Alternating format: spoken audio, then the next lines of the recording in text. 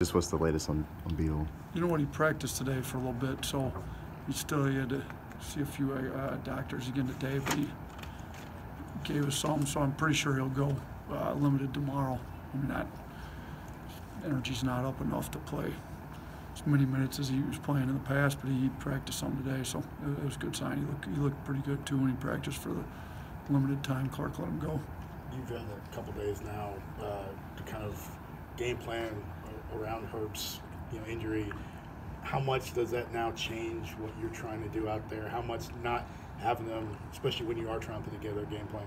Yeah, I mean, it's more, offensively, Reese probably has to play a little bit more at the 4, less at the 5, which means Galen and JD get more minutes.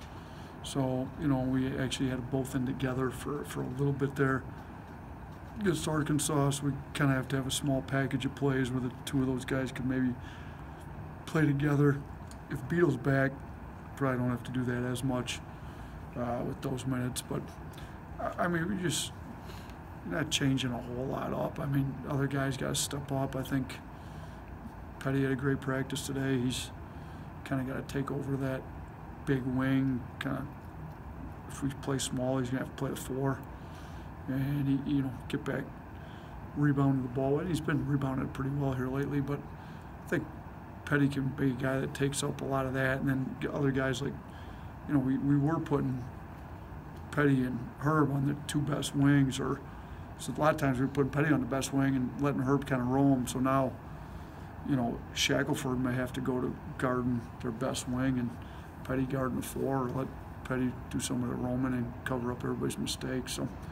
But yeah, I mean, it's not making huge drastic changes, but yeah, we're definitely going to miss his play on both sides. Sorry. How do you keep the team, from seeing all these injuries, it seems like there's one after another, how do you keep them from losing? Yeah, I mean, it's one of the deals where you get an extra shot now. Like a kid like Jalen Forbes, I think, I told him I was proud of him for keeping the attitude that he's had through not playing as much. Freshmen, a lot of freshmen come in and don't play nearly as much. I mean, they're used to being the man in high school, and he's actually done a really, really good job just continuing to work every day and keeping a great attitude. And I think it's a chance for him to play. I thought he did pretty well with the minutes he had.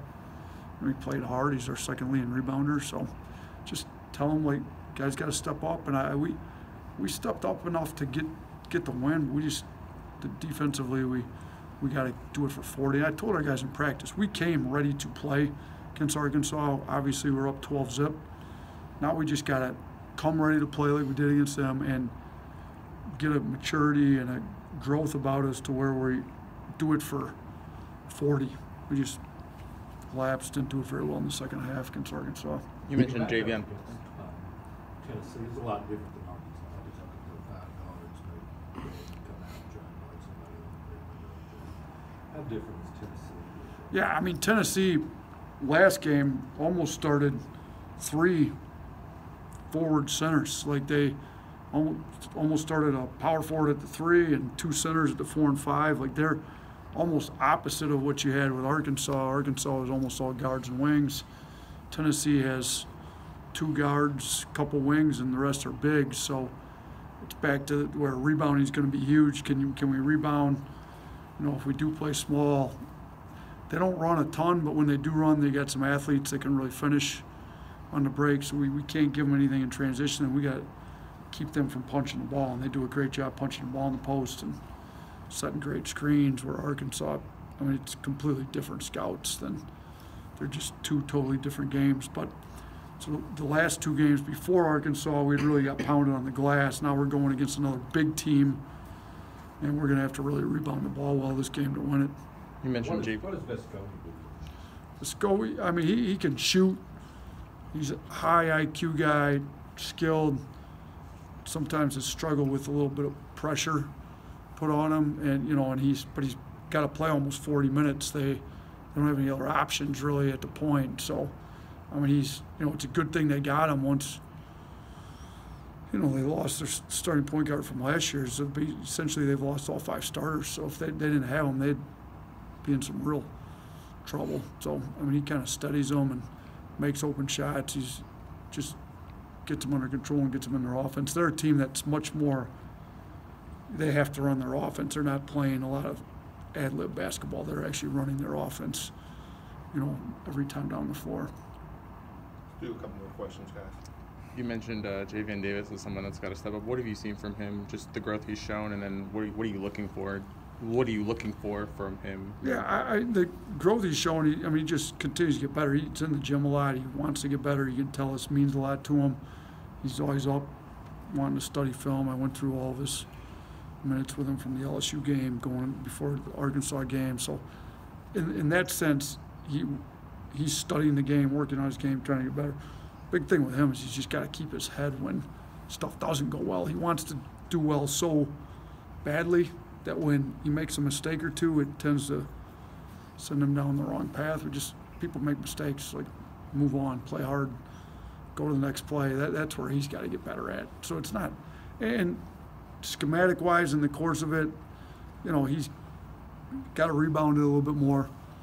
He's got to do a little bit better job playing defense without fouling. He gets in too much foul trouble, fouls too much, and offensively, I think he's gotten pretty good. He's finished. He's scored it pretty well for us against Arkansas, but we can make improvements on the defense and the rebounding side of it. He's one of our better talkers, though, so when he's in the game, the defense seems to be a little more together, and because he's talking us through stops and everything.